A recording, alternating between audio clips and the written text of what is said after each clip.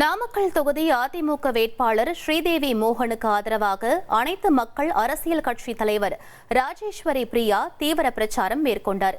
நாமக்கல் நகரின் பல பகுதிகளில் திறந்த வாகனத்தில் சென்று பொதுமக்களிடம் வாக்கு சேகரித்தவர் அதிமுக ஆட்சியில் பெண்களுக்கான பல நலத்திட்டங்கள் செயல்படுத்தப்பட்டதாக கூறினார்.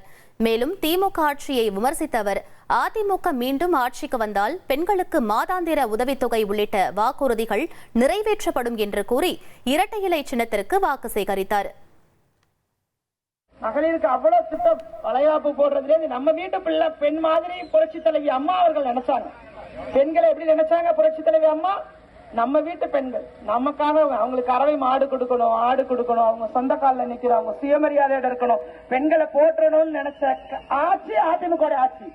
ஆனா இன்னைக்கு கிட்னிய உருவிக்கிட்ட விட்ட ஆட்சி திமுக ஆட்சி. இன்னைக்கு பெண்களுடைய கிட்னியை திருடுற ஆட்சி தான் திமுக ஆட்சி.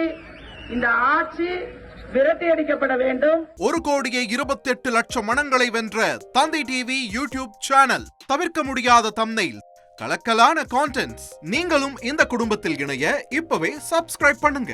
அசுரபலம் கொண்ட எங்கள் டிஜிட்டல் கரங்களில் உங்கள் விளம்பரங்களை சேர்க்க வாட்ஸ்அப் பண்ணுங்க. 8939888838. Email advttv@dttv.in.